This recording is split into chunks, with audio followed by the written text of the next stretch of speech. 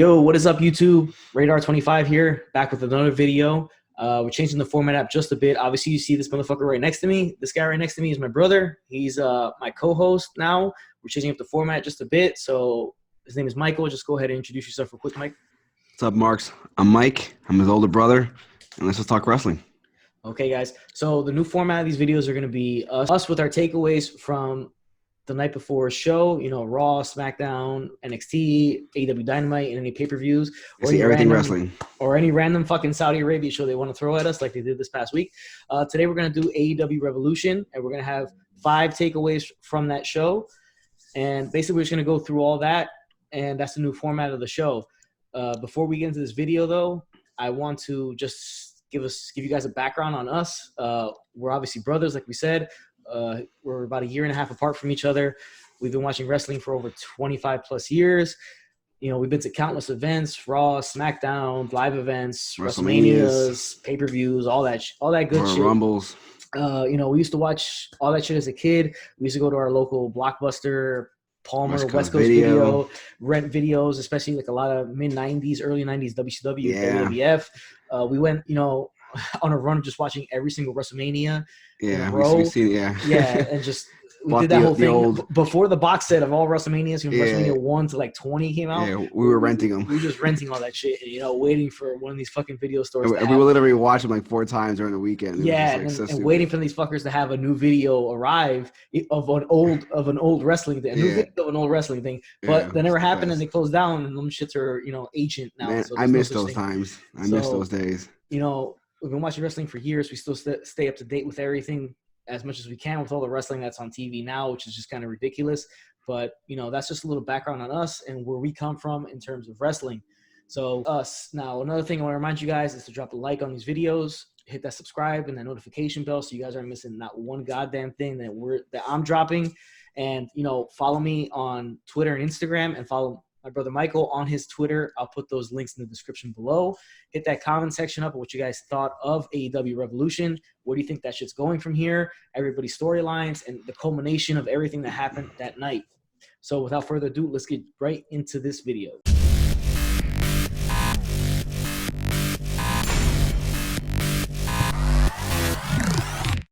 First thing I want to say is that I've really enjoyed this pay-per-view. This reminded me a lot of NXT TakeOver, just how much I liked it, because NXT TakeOvers are great. Really loved it. Really loved the ramp. That ramp that came from the entrance all the way to the ring. Yeah, that old WCW, like early 90s. That reminds me of Sting and Flair. And yeah, that's real good shit. Really like that shit a lot. And also, I love how you can use it as a ramp. You can use it as like a prop. It's awesome. Yeah, and you can jump in and out of the ring. You don't hit the floor. You're kind of level with everything else. Really like the different set that they use. So now you see WWE, unless it's WrestleMania, like a Rumble, or one of the big 4 maybe, or even just the Saudi Arabia shows and all the international shit. They use different sets, but the regular pay-per-view is kind of the similar set that they've always been using. They don't really change that much. I do like how for Double or Nothing, Full Gear, all that shit that they were using, they're using different sets for each one, because it makes each one feel different from the one previous and the one after this.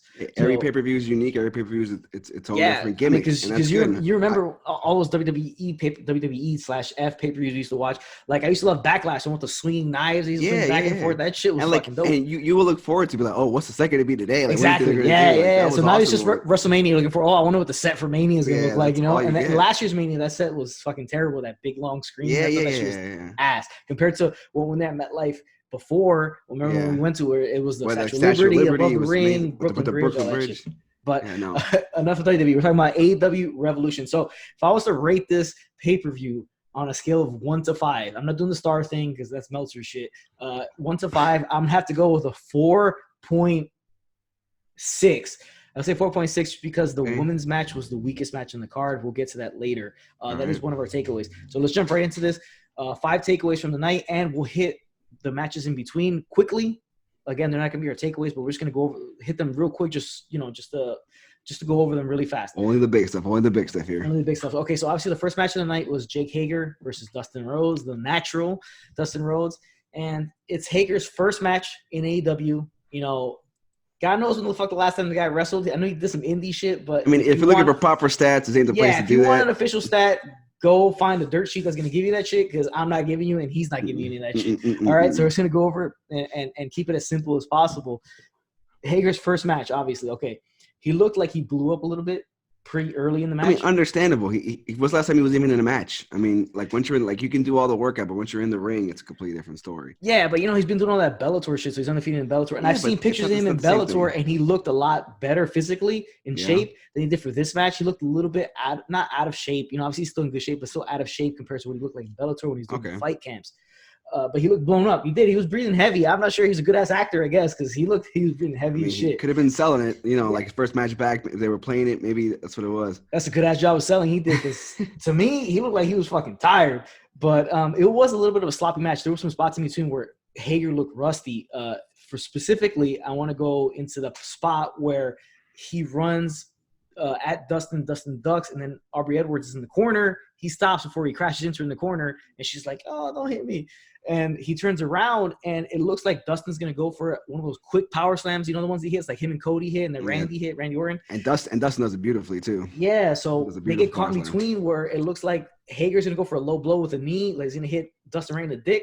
But then Dustin was going for the power slam, so they get caught in between, and he just kind of knees Dustin in the inner thigh and sells it like it was a low blow. It was a complete mess up. I think that's on Hager. I think that's on Hager because the spot makes more sense for the power slam because Hager's giving him the blind feed into the power slam. You don't blind feed and just automatically hit somebody. And Dustin Rhodes is like, I mean, he's in his 50s. He's leading that match. He's leading it. In the match. That match, he's leading it, right? That's his match to lead. So Hager's listening to everything Dustin's saying, I assume. The only thing I can think of. Yeah. But it was sloppy. Obviously, you could tell, right? That shit was just kind of a sloppy match at certain spots. Kind of a mess. And you can't blame Dustin again. That Dustin's a pro. Dustin's one of the best. I mean, he's gotten better over the last few years, too, as he's in better shape, puts up better matches, better work rate. I mean, you really can't put that on Dustin. He's a natural.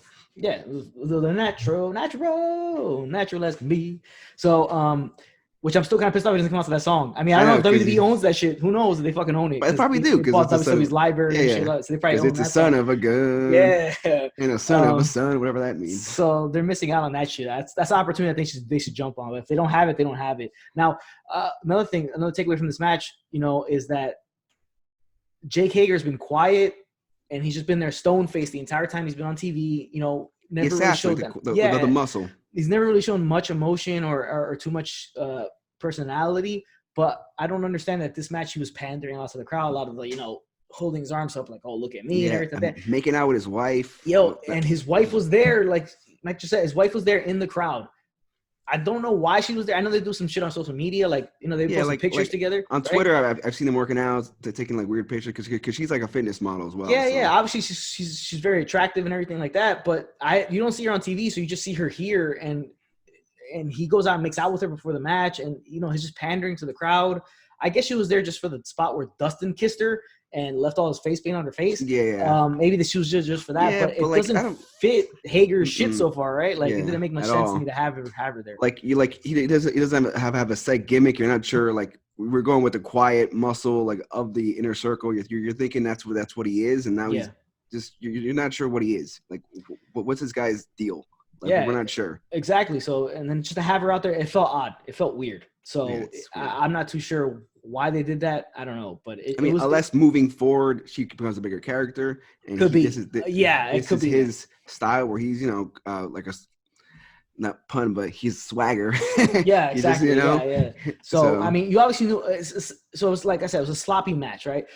Hager, remember from the Jack Swagger days, he was always a good wrestler because he had the amateur background. Yeah. He's a Sooner, like monster athlete.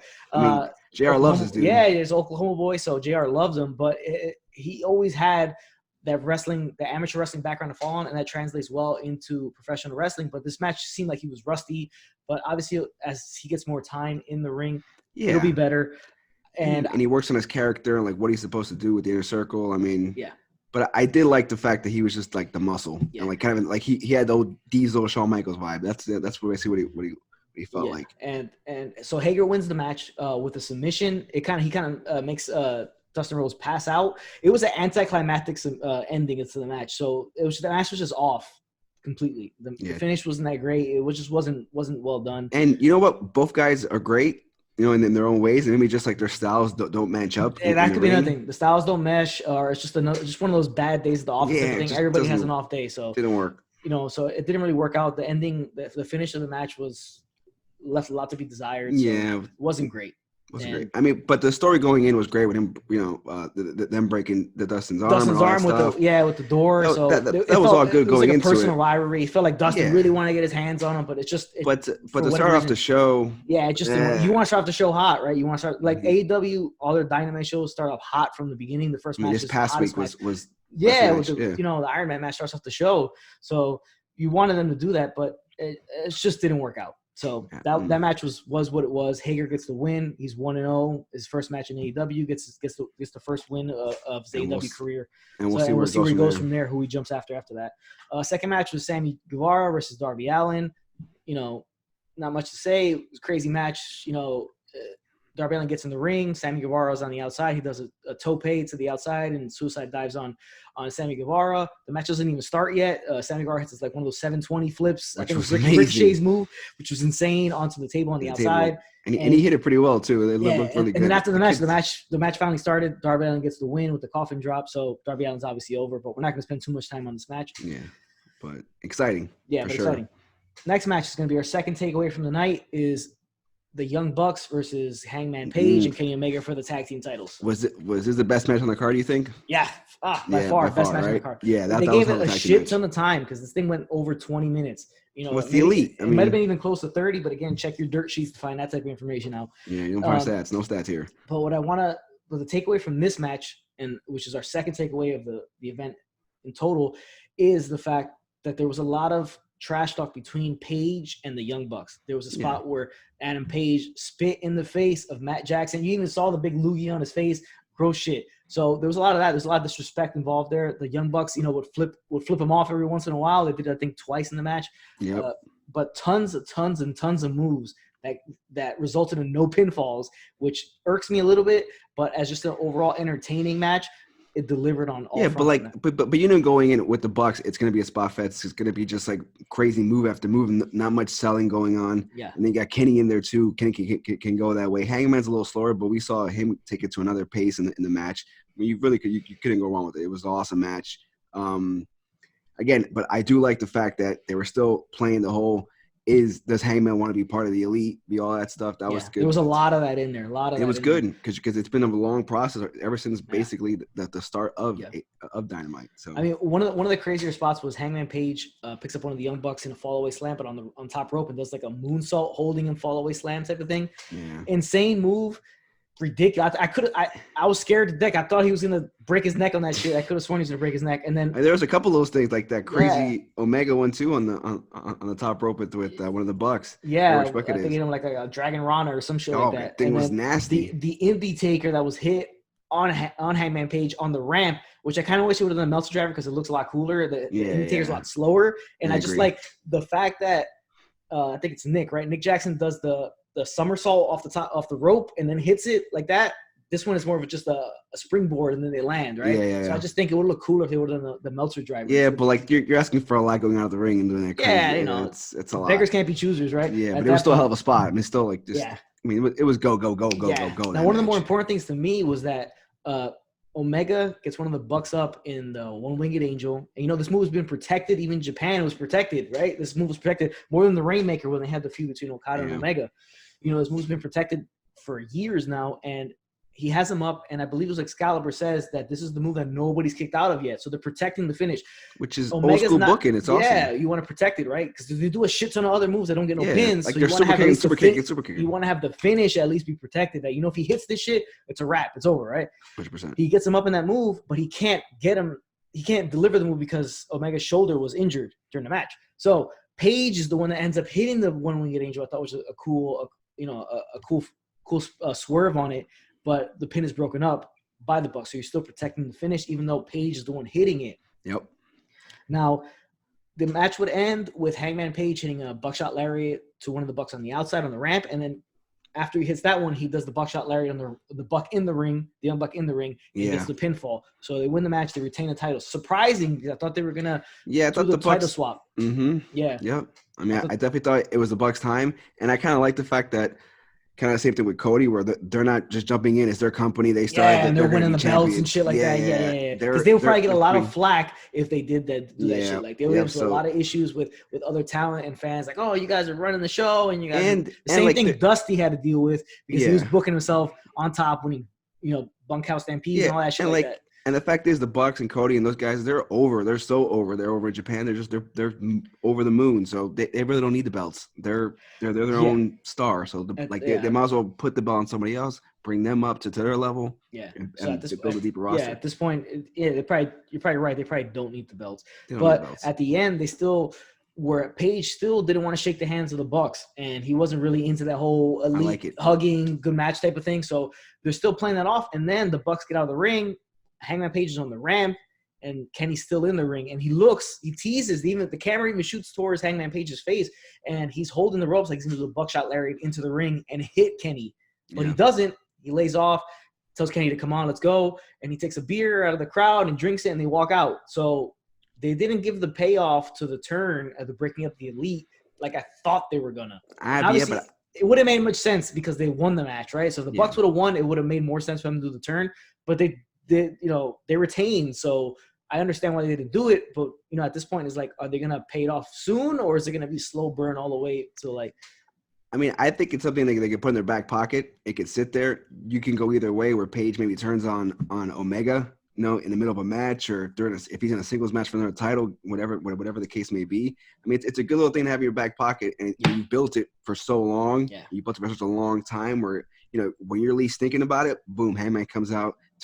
Becomes maybe one of the bigger heels in the company. Yeah. So you really can't go wrong with it. Well, I get it. Like now they have that in their back pocket, like you said, and they can actually use it when they want to, when they feel like they need to give a jolt to the, to whatever the division or the storyline in general.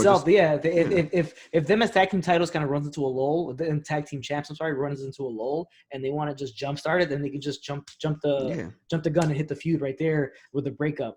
But then you have a huge match between, let's say, Page or Omega, or just Page versus one of the Bucks, whatever. But like you can build so much off of it. Like, it's a great storyline. But then what I don't want them to do, well, personally, I'll be like, fuck, that sucks. To me, is that they don't touch on it or they don't tease it anymore. And since their pay-per-views are so spread apart, and like WWE, obviously every month they have a pay-per-view. Yeah. Are they gonna like stay away from it completely and then just surprise it on you later on? Is it gonna come to a point where you kind of just forget that it was gonna happen to begin with? I mean, it all depends. Like, I mean, if they want like a crazy surprise where it's just like, oh, we all forgot that this was happening, that there was problems. But like, you probably want to. They'll probably throw little inklings here, maybe on the Elite, on the YouTube channel. They'll start throwing things, or just on Dynamites. We'll see where it goes. But it's definitely a good little thing to have laying in the background, just festering back here. That we know there's a problem, and this guy can snap at any time on anybody. Yeah. So I like it. Yeah, now the Bucks have lost 2 title matches already. There's their second title match that I believe they've lost, which is fine because they're obviously over no matter what. So you can't really hurt them regardless. Yeah. Especially a match this good and this long and this hard fought that they lose it. They don't lose much. They don't lose anything losing this match because it was such a good match. So and like everybody knows, the Bucks are all about the moves, the just like the crazy matches. That's what we want to see when it comes to the Bucks. Yeah, we don't care if they have like a million tags and titles. It doesn't matter. Just go in there and give us wow moments. That's all we want. Yeah. So Omega and Page retain, and that's the end of that. Let's see where they go from there. Next thing was takeaway number 3 of the night, which is the match between Nyla Rose and Chris Statlander for the Women's Championship.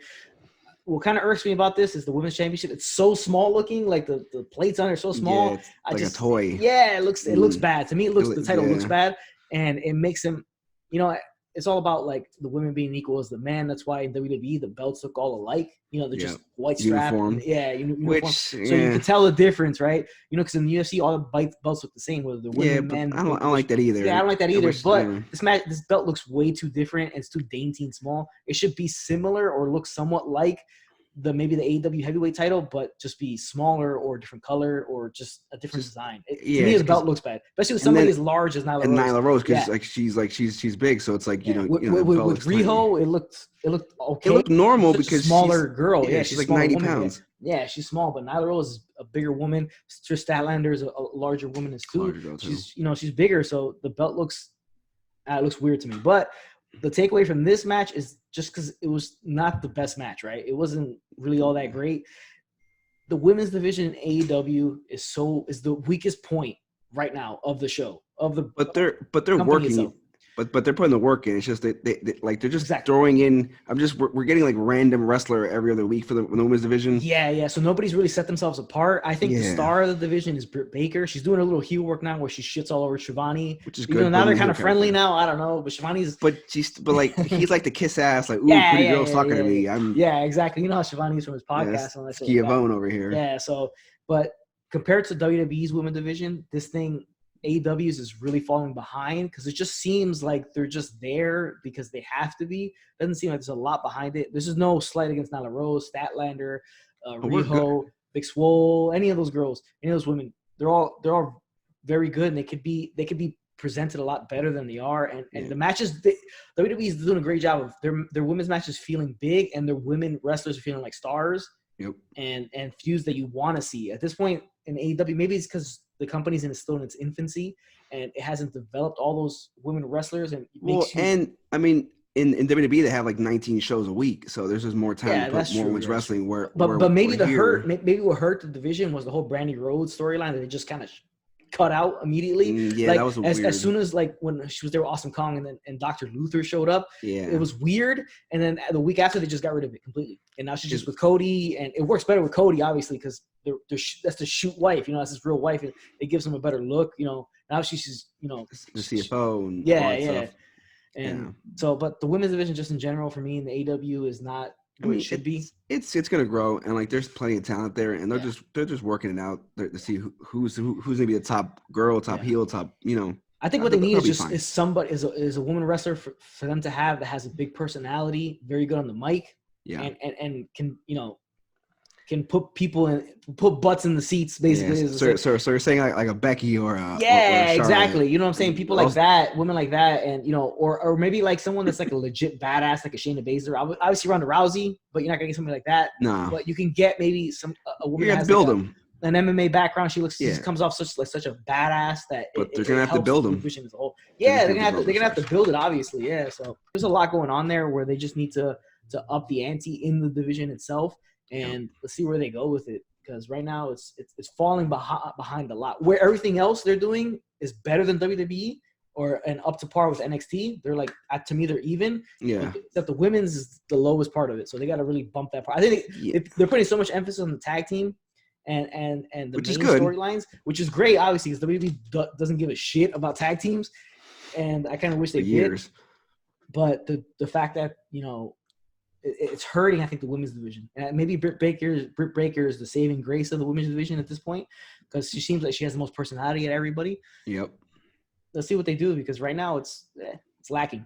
Yep, I agree. So the next match was Cody versus MJF. This is our fourth takeaway of the night. This is a match everybody's been waiting for a while, because going back to a Full Gear, Cody has the title match against Jericho. If he loses, then he can never challenge for the title again. We thought he was going to win because it seemed like a crazy stipulation, but he lost, and it's MJF's fault because he threw in the towel. Mm-hmm. Then he hit the low blow afterwards when you thought he was sad. He was crying. He was like, I'm sorry. Then he hit the low blow. He's an asshole, obviously. But asshole. Cody is the best babyface in the world right now, and MJF is the best heel right now. So you had the best two at their respective sides of the spectrum going against each other. I mean, you really can't argue that. They're but it's hard to argue. Yeah, it was great. Good. And then they had the stipulations beforehand with the 10 lashes, and then the cage match against Wardlow, which on the big ass moonsault that Cody hit in that match, he hurt his right foot, I believe. A couple of his toes, I think he might have broken them. I don't know, whatever. But he was selling it during the match.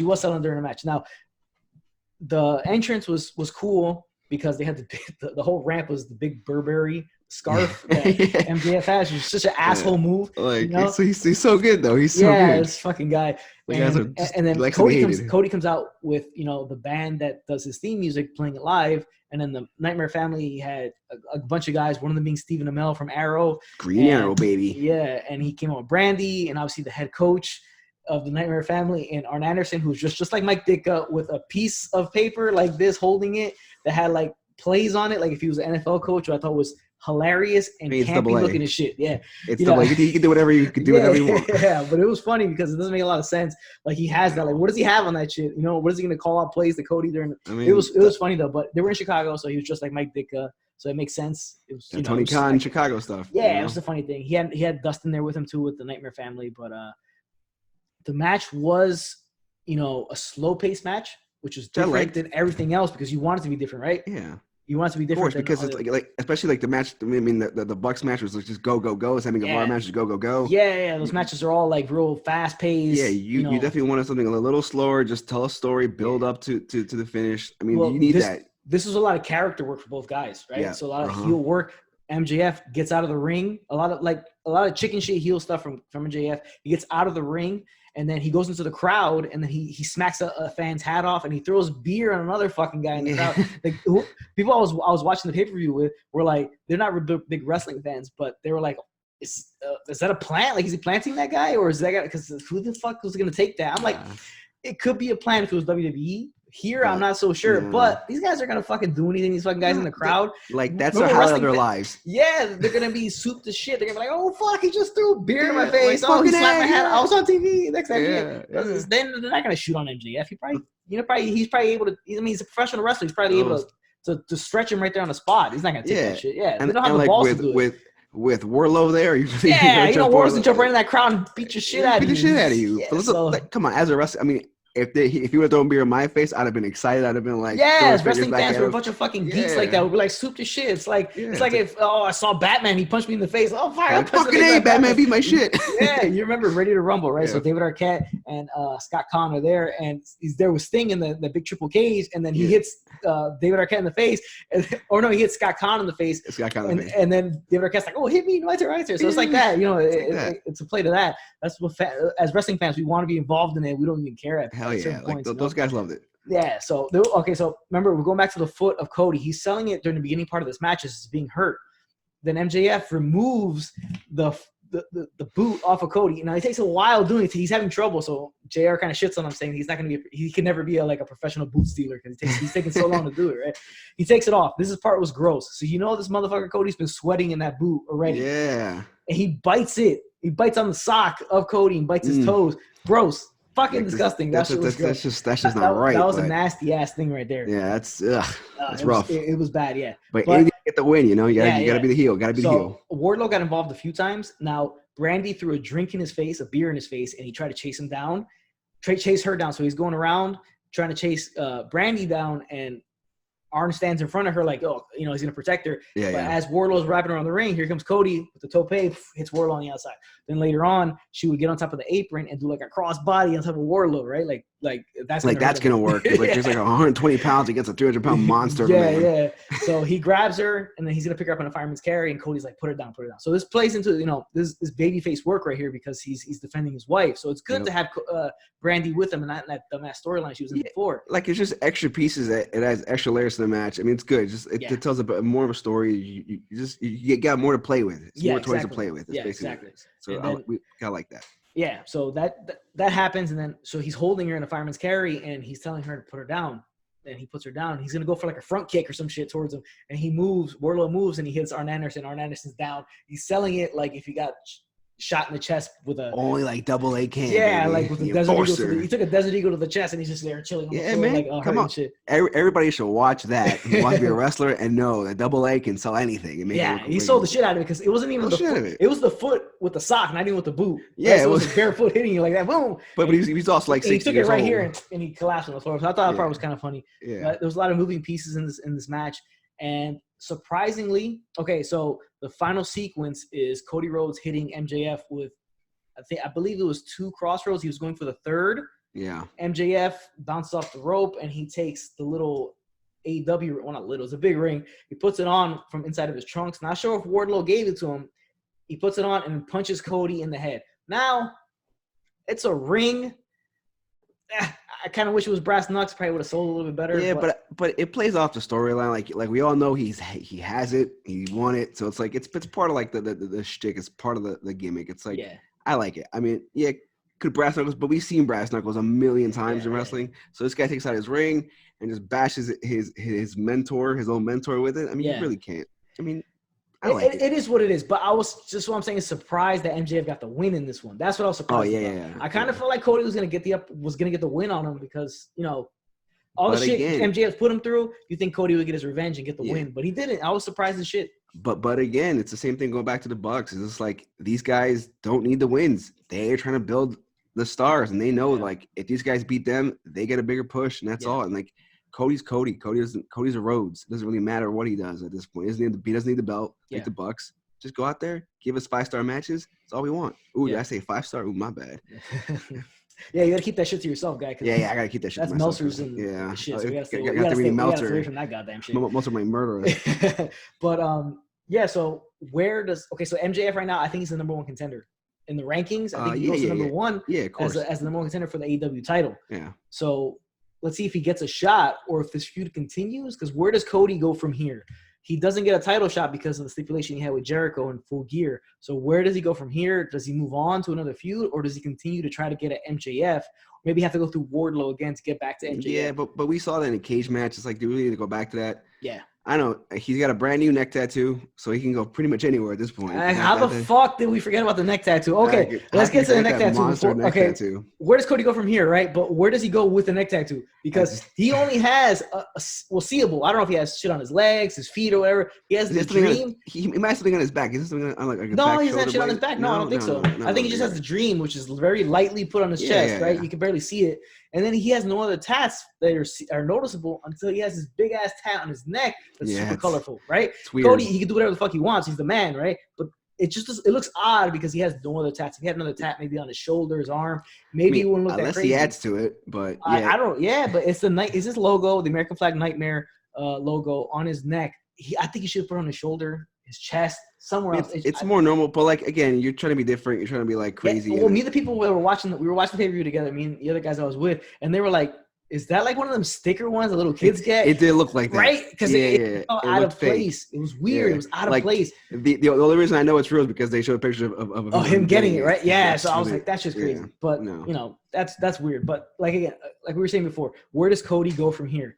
Does he get into another big feud? Does he go back with MJF or try to, get his revenge on MJF again? He failed. He failed in getting his revenge. Does he try again because it was kind of screw job finish? Yeah. We don't know, but we'll see where it goes. Now, MJF, like I said, is probably number one contender. I think he gets a title shot on TV, not at the next pay-per-view. I mean, yeah, I can see that because you're still – I mean, we'll get to the next match. But, I mean, Mox and him, is that going to lead the next pay-per-view? Does Jericho – want his title back? There's a lot. Exactly. It's definitely like we're seeing. Spoiler alert of the final of the main event. Yeah, spoiler alert. Yeah. But basically, it's like this, like the whole sea of change is happening right now at the moment. So it's we're getting a whole new landscape of Dynamite, new champion. Feuds are kind of closing off. We'll see if they add to them. But I mean, because AEW takes more time between pay-per-views, right? So they build out these feuds longer. Yeah, which is better. Payoff towards the end. It's better because you can get a better story. It's a longer story. It's not rushed. You can, always keep adding to it and make it mean more. That's all we want in wrestling is to care about why these guys are in the ring wrestling. So yeah, I mean, I like the fact that every pay-per-view is every couple of months. Yeah, that's what made NXT so good. Yeah, because their takeovers are so far apart. So those quarterly, whatever it is, build, and you don't have to have these fucking guys on TV every single day. Exactly. I mean, I know why WWE does it. It's all the money involved. Well, they got 37 shows a week. I don't hold it against them, but as a fan, you kind of want this shit to be spread out longer, so you don't because the problem with WWE is their pay-per-views are so close to each other that when they have a feud, what they like to do on free TV, they like to have those guys in tag team matches and just swap out the pieces to it. Yeah. You'll see the same fucking two guys, but with different partners or swapped, or even team up together and they have a feud with each other. You get a lot of that shit because the pay-per-views are so close to each other, and you got to bridge these feuds that long. So it doesn't really work. No, I 100% agree. I like it. Yeah, but we're gonna see. But Jesus Christ, Mikey, you couldn't keep the spoiler for the main event until later. I'm sorry, but we're going with MJF. It's just kind of like you say it's number one contender. Who has the belt at the moment? Well, it's not like any of these motherfuckers didn't see the pay-per-view, right? Yeah, don't know what the fuck happened. Right? If they're watching, they're just here to hear our takeaways from the thing. Basically. I mean, these guys are all marks. They've all seen this shit already. So if you're watching two guys, one guy in his basement, one guy in his apartment. I mean, come on. Jesus Christ, like fuck. But that was that. All right. So the next match was Orange Cassidy and Pac. Surprisingly entertaining match. Yeah. Orange Cassidy tried which is amazing in itself. I mean, Tried it's entertaining amazing. match, funny spots with the rolling in and out of the ring like 20 times. I mean, but like the whole kick thing, they were just like kicking each other. That was fun it was too. funny stuff. I mean, it exposes the shit. business itself. A lot of old school guys hate that shit, and it was bad and stuff. I mean, but it's part of the gimmick. It's fun. It made you laugh, and again, it was a change of pace. We don't need the same balls out every damn match. It's just like it's fun to have these moments. We want a variety. How do you say that word? Variety show. That's exactly. He's the comedy guy there, so that we don't want to spend too much time on that because it's not one of our takeaways. But the ending of the match, Pac wins because the Lucha Bros come out and beat up the Best Friends. So distraction. Now they're setting up Best Friends and Lucha Brothers as a feud, so that they'll get into that, in the coming weeks. And when's the next time Cassie's gonna try? I mean, we might never see him try again. This could be the last time. This could be the last time you ever see him try. So hope you enjoyed it because you may never see that shit again. I mean, over under on that? Who knows? Who knows? Okay, so now we're gonna get to the main event in our last fifth takeaway from AEW Revolution. Obviously, it's Moxley versus Jericho for the AEW title. Big fight feel here. The entrances. Moxley comes out like his normal entrance. Jericho comes out with a choir singing Judas, his own song. It's awesome. They did a great job. It got me pumped up. I was it did. Awesome. And then it make it feel so big because obviously they have the intros after the two guys in the ring. They do Justin Roberts with the intros, and Moxley gets the Cena treatment that we used to get with Cena back in the day. So he gets that treatment, so it feels big. But remember, they had the weigh-in, which is very UFC-like and boxing-like, which was cool with the headbutt. So it gives it a real fight feel. And like just to go back to that weigh-in, like that's the way you do a go-home show. Like that's the way. Yeah, exactly. Because it gets you fucking hyped. You're ready to go. You've seen this guy full of blood. It's like, I'm fucking. I want to see these two guys kill each other. And like we've seen this match in WWE before plenty of times, but this is a whole new, a whole new show, a whole new era. It's like you just want to get you. It's a new ball game basically between these two guys. You get to see these guys go at it again, but in a different way that was more exciting than the other one. For me, I don't know. So John Moxley, formerly known as Dean Ambrose, his style is so much better now because he had that goofy ass style that they made. I know they made him wrestle that way in WWE as Dean Ambrose. Very goofy, that lunatic fringe shit. He was at a goofy style. I hated that stupid springboard clothesline. He would go in between the rope, come back into spring. I hated that shit. And he would do it like 3 times a match sometimes. Yeah, it's like, and his punches were they looked like weak. Wild. It was terrible. I hated it. Even though I was an Ambrose fan, but it was just, I thought it was, I just didn't like the way they made him do work. Now he's just a motherfucking badass. Yeah, so he comes off as better now than he did in WWE because of that change in style. And now when he goes to Japan, he has that shooter look with the tight little shorts and the shooter boots, and in AEW he has those crazy jeans with the boots. So he has like 2 different looks, but his style is so much better now because it's more believable and it comes off better across on TV. 100%. The one-eyed bandit, John Moxley. I mean, he's just better now. Yeah, so it's a better package. Yeah, so it was a really good match by both guys. Yeah. A lot going on with Santana and Ortiz on the outside, and then Hager coming out, and then all 3 of them getting thrown out by the referee, Aubrey, and Sammy Guevara comes out, hits Ambrose over the head with the AEW title, but Ambrose still is able to come back, and he takes off the eye patch to show that he's been able to see this whole time. Why get the eye patch on the whole entire match and then reveal at the end to hit his finish? Because all he did was reveal it and then hit his finish and win the match. And he had a gusher on top of his head, a real deep cut above the eyebrow, which looked pretty bad. But it must have been an uncomfortable match for him because that blood was probably getting in the eye patch. Yeah. So it was probably pretty sloppy in there. But I didn't get that part. He reveals it at the end just to hit his finish. But whatever. It was. Yeah, maybe it was cool. Like you're just like, hey, fuck you. I guess so that's what happened. And it was a big fuck you. So he fucking takes the thing off and then hits. They call it the paradigm shift. I think it's called the paradigm shift. He hits it. He gets the win. Surprised they took the belt. I'm not surprised. I'm not to say surprised, but I kind of wanted Jericho to stay as champion. Yeah, me too. He's just so fucking entertaining. He's like, I mean, he's getting to a level over the last 5 years since he came back. I mean, he is getting to a level where you can honestly if someone threw an argument to him that he could be a Mount Rushmore type of guy. I think he's on there. I think at this point I think he might be on there. Like maybe not so much 5 years ago, 6 years ago, but over his last stretch with Kevin Owens, the best friends thing. I think with the list of Jericho and then his Jericho going Japan already put him in the conversation, but the stuff in AEW's put him over the top, I think. And like the dude he just gets better and better. It's just like it's like he's so good. Like he looks different. The little things he does, like he wrestled this entire match with the Le Champion bandana around his neck, which was I think just funny because it says Le Champion on it, and he had it on the entire match. I think he was gonna take it off, and then when he started wrestling with it on, I was like, holy shit! It's like he can get anything over. He just knows it. He's basically Super Saiyan Blue at the moment. He's just like he knows everything. He can get anything over. He's the man. Jericho is the man, and like you can literally go out there and say, like, there's Hogan, there's Rock, Austin, Flair, like those like the biggest draws of all time. But Jericho maybe not be the same draw as those guys because were. the business is different. Yes, but like when you throw the full package of it, and how long he's been doing it since the mid '90s, early '90s, and being a top guy for at least the last 20 years, 15 years at least. Jericho is the man. Just the best in the world.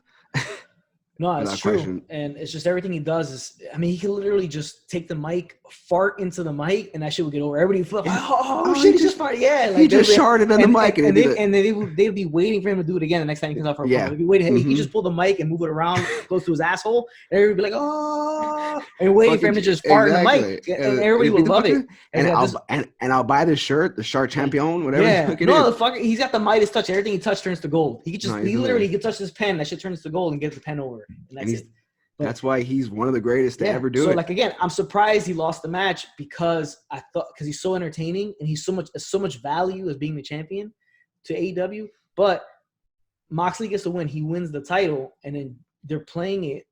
The announcers, especially JR, playing it as he's the number one star in AEW. Yeah. Now, the interesting thing I saw was that JR said the Moxley era has begun. Going back, WrestleMania 14. Austin wins the title from Shawn Michaels. The Austin era has begun, is what JR said on the mic. So they're positioning him to be like the guy. Now, do you think he can be, not to that level, because Austin's like once in a lifetime. I don't think anybody ever be as big as that, as Austin and Hogan type thing. But do you think he can be one of those guys that carries the entire business on his back for the next 10 years, like a John Cena type, some shit like that?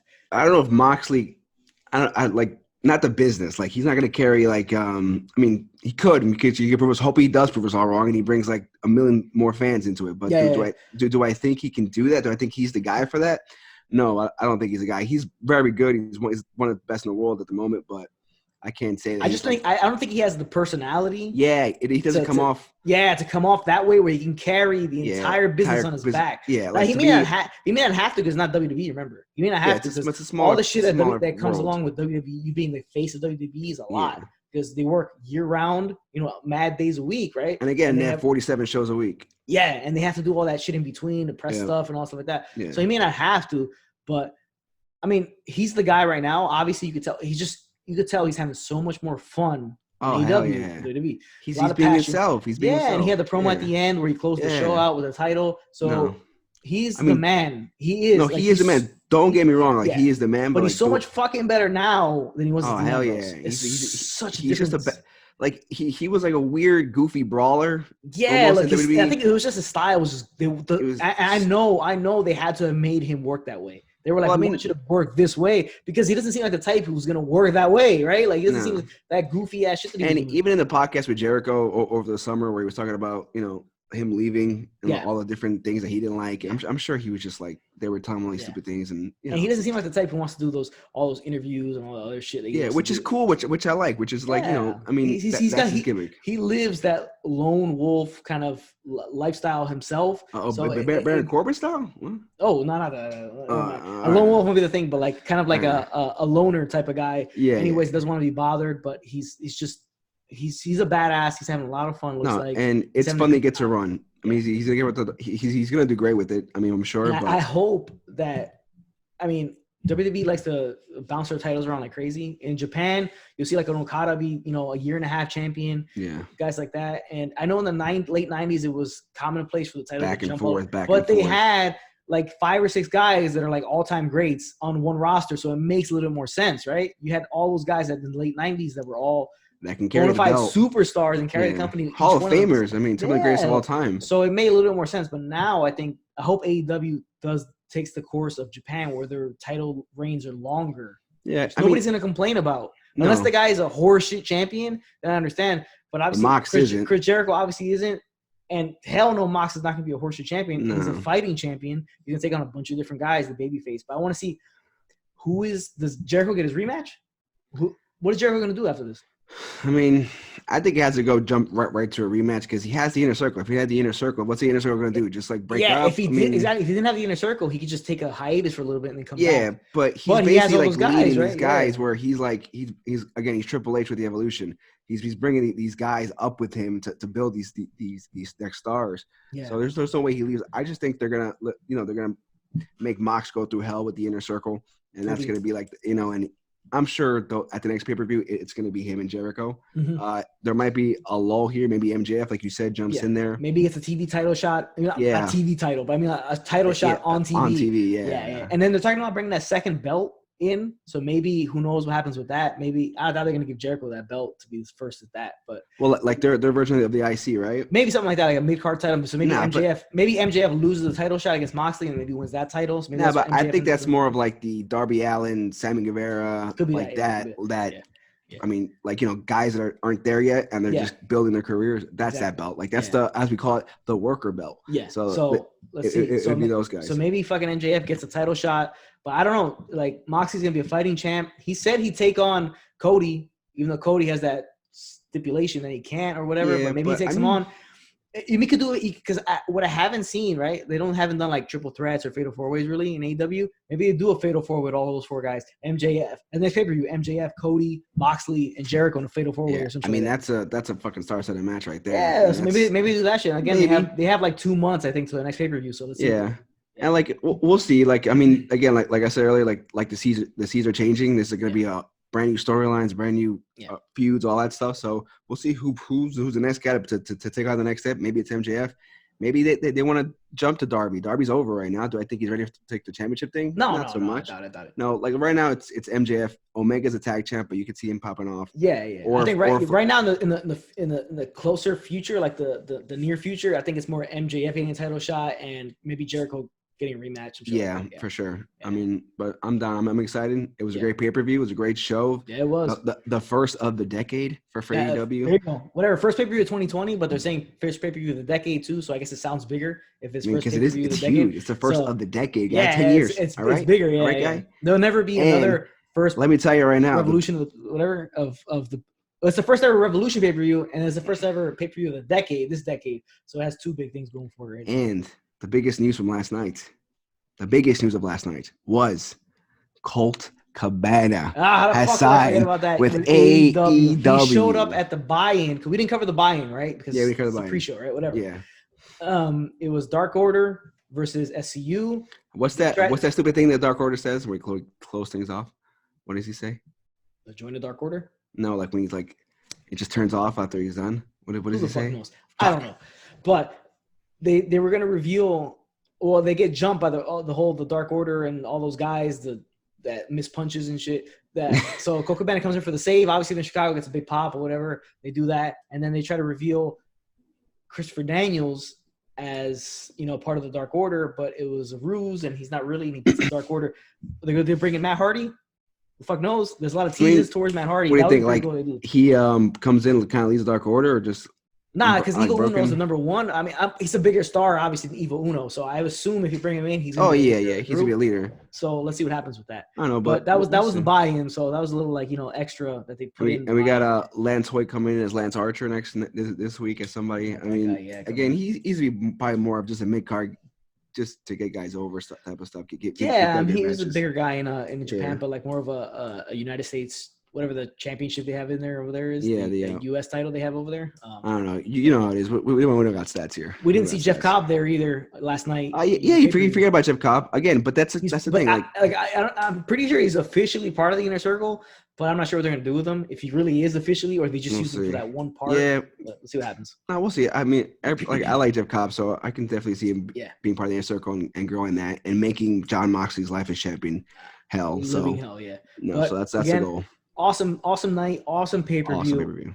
They hit it out of the park, up there with NXT Portland. That was just recently there. One of the more recent events. Both were done well. This one was very good. First pay-per-view of the decade for AEW. We got Dynamite coming this Wednesday. We're going to see what's going to happen. Excited for that. With everything coming up. But we're going to end the video right there. Those are our 5 takeaways from AEW Revolution. We're going to come back with another video with our takeaways from Monday Night Raw upcoming this Monday, and then going into all the other shows after that during the week. We'll drop all those videos. Follow us on our social medias. Again, I'll put those in the description below. I got Instagram and Twitter. My brother Michael's got Twitter. Follow us there so we can keep up to date. We can chat about wrestling. You know, we all like to talk about it. Let's fucking talk about it. Connect with us. Hit us up in the comment section below what you guys think of the show, and let's go over it and what you guys think is going to happen with everybody else on the show. So we're signing off. First things first, I want to apologize for this motherfucker's shitty-ass camera. He's using it off his MacBook. I told him to get a webcam. Let's see if he does it. I got it coming. This motherfucker's got a MacBook Air, right? So the shit don't have no things on the side. It's not an Air. It's just a MacBook, right? It's not the Air. Whatever it's the like fuck, but it's cleaner finish. It's skinny as shit. It's got no girth to it, right? So it's just there, thin dick and like hard as hell. So he's got to get a splitter to get all these USB ports in there. But whatever. Okay? Let's see if he fucking does it. It's a struggle, okay? We'll get it done. It's going to look a lot better. Yeah. Maybe not Monday. Maybe not this week. Wednesday. Maybe not Friday. Maybe not this month. No. I think by next Monday, next Raw, we should be set up ready to go. Should be great. Should be a hell of an episode of Raw. Yeah, 3 hours of a lot of talking. Yeah, a lot of talking. I get. What do you think? It starts off with a 15-minute promo. Oh fuck yeah! You think? Yeah, every WWE thing starts off with a 15-minute promo. NXT is a little bit different, but Raw on SmackDown is a 15-minute promo to start the show, and then it jumps into everything else. But it's 3 hours of wrestling. That's neither here nor there. We'll get into how good is 2 hours of just wrestling? How good is 2 hours? It's 2 the hours best. It's like the sweet spot. Hour and a half to 2 hours is the sweet spot of wrestling. Like, you get everything done, and it's great. There's no filler. There's no stupid matches. Yeah, let's leave the shit there. We'll figure this whole thing out. We'll get back to you guys on Monday with our takeaways from Monday Night Raw. Thank you guys for watching. Obviously, you know who this is, Radar 25. My brother Michael. He doesn't have a cool name, but that's just his name. So it is what it is. And there will be no cool name, right, your marks? It is what it is. I'm Mike. Peace out. We just leave it at that. Peace, guys. Connect with